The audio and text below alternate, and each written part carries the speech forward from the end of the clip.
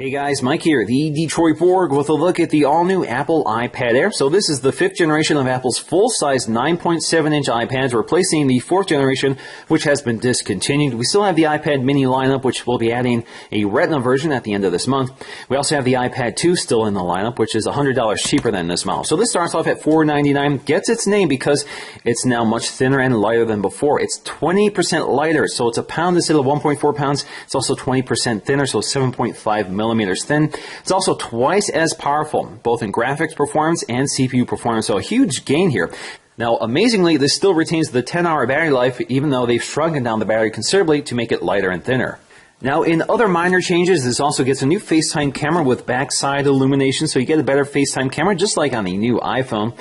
Now you have 4 storage capacities to pick from: 16, 32, 64, or 128 gigs, and you just add $100 for each capacity increase. So you can get this all the way up to $800. Now if you want cellular connectivity for data, you just have to add $130. That also gives you a GPS antenna. So you can get this iPad all the way up to $930, and that's the version I have here. This is the AT&T LTE version with 128 gigs.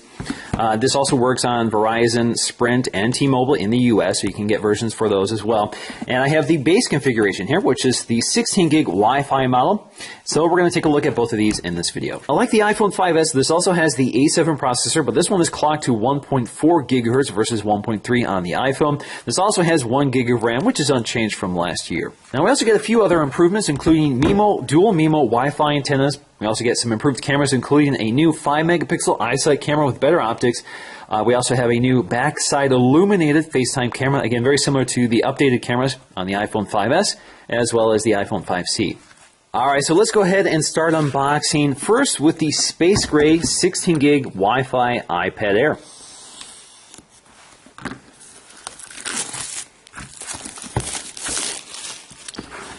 Alright, as you can see on the side, you have iPad Air, you have your Apple logo, iPad Air, Apple logo, as well as your specs and your serial number information, so you can see what's included in the box as well. Let's go ahead and lift the lid here. Alright, there is our iPad Air. You can see the internal of that box. You should have a little tab down here to lift up. There you go. Wow, it's very lightweight. That's the first thing that I noticed. Compared to the iPad 4, this is much lighter. Very thin, very nice. Let's set that aside for just a minute while we take a look at what we get inside the box. Now we have our 12-watt power supply for charging our iPad. You can see we have our folding prongs, so let's go ahead and open this up. Take a look. You can see our folding prongs, and this is removable, so you can add your own wall adapter if you're traveling, or if you want an extension cable, you can do that as well. Pretty much unchanged from the other iPads. We also have our literature packet. So inside we'll find iPad Air, some instructions on what each button does. So you can see lightning connector, home button, volume button, side switch, sleep wake button. We also have iPad info, which is regulatory information, and of course Apple stickers. Now here we find our Lightning to USB charging cable, which we're all pretty familiar with. Now let's get to our Space Gray iPad Air. So let's go ahead and peel open this envelope. Slides right out. I really like Space Gray. I think it's one of my favorite colors right now. So you can see on the bottom we have stereo speakers, which is new to the iPad, full-size iPad lineup. We're used to this with the iPad mini. Basically, this redesign pretty much mimics the iPad mini. So on the back we have our Apple logo, which is a separate component this time. It's not actually polished into the raw aluminum like it was on the older iPad mini. On the back we have our 5-megapixel iSight camera. On the side we have our metal volume up and down button, as well as our physical switch here, which can act as either a mute switch or orientation lock, depending on how you have that configured. We have our sleep wake switch, and if you look at the edges, you see that mirrored chamfered edge. Very nice. It's nice to see that finally make it to the full-size iPad. Looks particularly nice on such a large device. You have your home button here, which does not have Touch ID. Unfortunately, it did not make it to the iPad this time. Now at the top we'll find a set of dual microphones, which helps with audio pickup. We also have our headphone jack. As you can see, it's got a nice rounded edge to it. Now, if you look at the front, you'll find your new and improved FaceTime camera, and next to that is an ambient light sensor, which is kind of hidden with the black bezel. You can see this more on the white version, so we're going to take a look at that. Alright, so that is the Space Gray iPad Air. So let's go ahead and get to the white version, and then we can start comparing them. Now, as I said, this is the fully spec'd version, has LTE with 128 gigs of storage. So we have a slight design change here, which we're going to take a look at, to accommodate the wireless antennas that are needed for LTE. We also have that GPS antenna, so it needs some radio transparency in order for it to work. All right, so let's just lift the lid here. And there is our iPad Air in white. You can see that white bezel, which if you look at the 5th or 4th generation, you can see just how much more compact it is now. All right, let's just lift this out of here. So you can see the raw aluminum, which looks pretty familiar if you're used to the original iPads. But of course, there are a few things that differentiate the cellular version, including this nano SIM tray, as well as this radio transparent plastic window at the top. Now, because I have the white version here, this is white. If you have the space gray with black, this would be black to match. Now, I'm not going to unbox the accessories again, but we should see one element here that you don't get with the Wi-Fi version, and that is a SIM ejection tool, of course, for ejecting that SIM tray. All right, so once again, let's take our really thin and lightweight iPad Air, unpack the envelope, slide it right out, and there we go. You can see it's almost palmable, so you can actually hold it with one hand. Maybe not comfortably, but at least it's more comfortable this time than it was with the 4th generation with the wide bezel. So let's go ahead and take a look around again. So we have our home button, we have our new FaceTime camera, and this time you can see that ambient light sensor right next to it. Up top, you'll see your headphone jack, which is white to correspond with the white trim up here, as well as the white bezel. So you still have our dual microphones, this time built into the plastic versus milled into the metal. Up top, you have your sleep-wake button, as well as your eyesight camera, again 5 megapixels. On the right side, we'll find more color-keyed metal buttons, including our volume, dedicated volume controls, as well as our physical switch here for muting or orientation lock.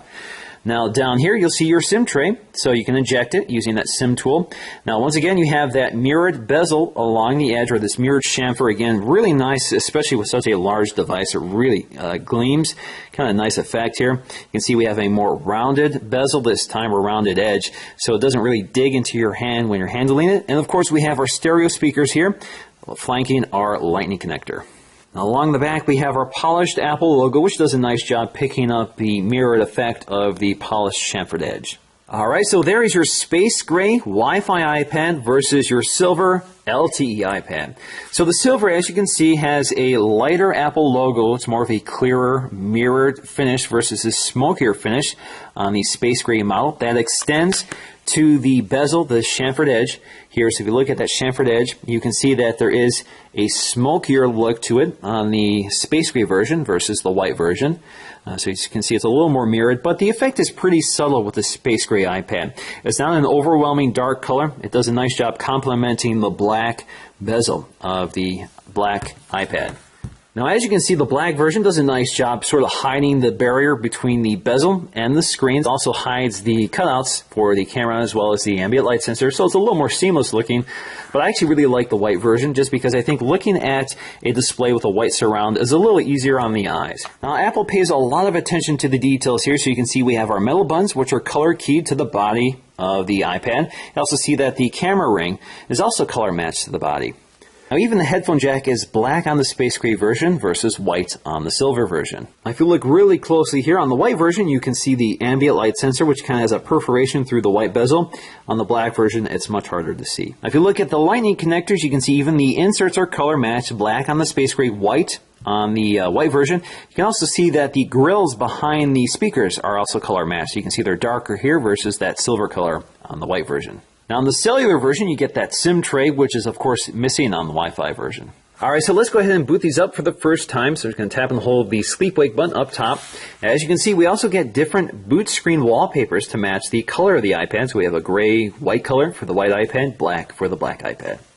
All right, so let's go ahead and set these up. We're going to do English. We're going to do the United States. We're going to select my network here, so we're going to go to my wireless network. All right, so both my iPads are activated, and I can go ahead and enable my location services.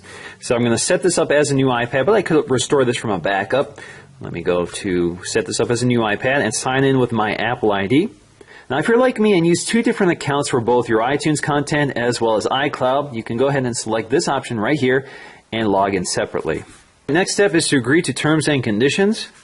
All right, now it's asking me if I want to use iCloud, and yes, I do. And I want to use Find My iPad. Now my next step is to confirm my iMessage and FaceTime accounts, which I don't want to share, so we're going to click Next on those as well. Alright, so we now have the option to create a passcode, but I'm going to skip that, so I'm going to go to Do Not Add Passcode and click Continue. Yes, I do want to use Siri, and we're going to automatically send diagnostic information to Apple, and we're going to register with Apple, yes, and click Next, and welcome to the iPad, so let's get started. So there you go. As you can see, it's the default iOS 7 wallpaper. They haven't picked a different wallpaper to match the color of the bezel. Now, if you're new to the iPad, there are a few basics to be familiar with. So we have our drop-down shade. So here you have notifications, which have this sort of tabbed viewer. They're sort of categorized here. I don't have any notifications to show you right now, but you get the idea here. So you have the Today view, which gives you the date, gives you the weather conditions, your calendar events, as well as what's coming up, and a few other things, depending on how you have this configured. You also have all your notifications, so all your text messages, your Facebook updates, that sort of thing would appear here. You also have everything that you've missed. So these are basically an aggregation of all your notifications in one chronological view. Now we also have our control center here, which gives you quick access to useful settings such as airplane mode, your Wi-Fi, Bluetooth, do not disturb, so if you want to quiet your iPad so it doesn't ring in the middle of the night, you can do that. You also have rotation lock here as well. You also have your screen brightness, which is very handy to have on quick access, and you have your volume controls here, so if you don't want to use the physical buttons, you could use that. You also have your media controls, you have your AirPlay devices, so you can control your AirPlay devices on your Wi-Fi network. As you can see, it automatically detects my existing AirPlay devices, and you can quickly launch your alarm or clock app. Now we also have multi-touch gesturing, so if you swipe up with 4 fingers, you get to our launcher. This has all of our apps that have been frozen in the background, so you can quickly re-access them if you've gone somewhere else. So if you want to get back to Safari here, just go ahead and tap that. And same story here, swipe up to get to it. Sometimes you have to do it in the middle of the screen to get to it. There you go. Let's do it again. And of course you can also close these by swiping up on them. Now alternatively, you can also double tap on the home button to get to them, and you could also swipe between them using that 4-finger gesture, so you can swipe between apps just like that. And of course you can also search the iPad just by swiping down somewhere on the home screen. It invokes the sort of global search to search your iPad for both your contacts, email, photos, music, videos, that sort of thing. Now one of the really cool things with iOS 7 on the iPad is the parallax effect. So it basically creates the illusion that the icons and elements of the user interface are floating above the wallpaper. So you can see that as you pitch the device side to side, you can see it's actually really smooth, especially with the A7 processor in here. Now in terms of the camera app, there really isn't anything new here. This is pretty much carried over. So we have our square mode, we have our photo mode, and we have our video mode. So we don't have any of those features like slow-mo mode from the iPhone 5S. Again, we're using only a 5 megapixel camera. So we have better optics with this camera, but it's pretty much the same sensor. You can see you can tap anywhere on the scene to focus. You can tap and hold to lock the exposure and the focus, and you get a little indicator up here. Tap anywhere on the scene to get rid of it, and that works in both photo and video mode. We also have HDR, which you can enable here, and you can also switch between the cameras. So if you want to take a photo, just tap the shutter release. And if you want to take several photos, just tap and hold it. It doesn't have that burst mode like you get with the iPhone 5S, but it will continue to take photos for you. In video mode, you can record, but you cannot snap photos like you can with the iPhone. Alright, so let's take a look at the size difference between the iPad 4th generation and the iPad Air. So you can see that's a big story here. So we have a much thinner bezel, which makes this a lot more one-handable. So you can see you can grip it with one hand versus the iPad 4, which is quite a bit wider here. And the other benefit here is that we have less bezel along the side, so when you're typing in portrait orientation, there is, to me, it's a lot more comfortable. It's a more comfortable grip here. You don't have to reach your thumb across as much. With this, it's a lot closer, so your thumbs are a little more comfortably positioned. You place it on top of each other, you can see just how much they've cut off along the edges. So we zoom in here, you can see the difference here. So pretty substantial, and again, just like the iPad mini, they actually have software built into this version of the iPad which ignores the presence of your thumb. So as you can see, I can grip the edge of the iPad with my thumb and palm, partially touching the screen, but it doesn't register it as an intentional touch of the screen. It ignores it, and I can continue scrolling around instead of pinching in and out. Now once again, the Retina display is pin sharp, so even the smallest text is crisp and clear. The display is also very bright and vivid with excellent color accuracy. It's definitely one of the better displays on the tablet I've used. Now, unlike the iPhone, the iPad does not have a laminated display, so the LCD display isn't laminated to the glass, probably because when you press harder on the glass of something this large, it would sort of disrupt the LCD. So in this case, it's still the same story here, so you can still see there's a little gap between the glass and the LCD display. It doesn't look like they shrank that down at all. Now, to my eyes, it looks like the iPad Air's home button is slightly smaller than the one on the iPad 4th generation. Now, if we compare the design side by side, you can see just how much thinner it is compared to the 4th generation. And as you can see, we now have stereo speakers versus the single speaker on the back of the iPad 4th generation. You can see our Lightning connector. On the right side, you'll see we have our SIM tray relocated now from the left-hand upper side to the lower-hand right-hand side on the iPad Air. On the back, you see we have a plastic Apple logo versus the metal logo back here. iPad branding is the same, so they haven't changed the font like they did with the iPhone. Up top, you can see the plastic window now matches the white on the front. It didn't before, it was always black. You can see we now have metal buttons versus the plastic buttons on the iPad 4th Gen. Same on the side. You can also see we now have dedicated controls for volume instead of the volume rocker. Same with the switch here.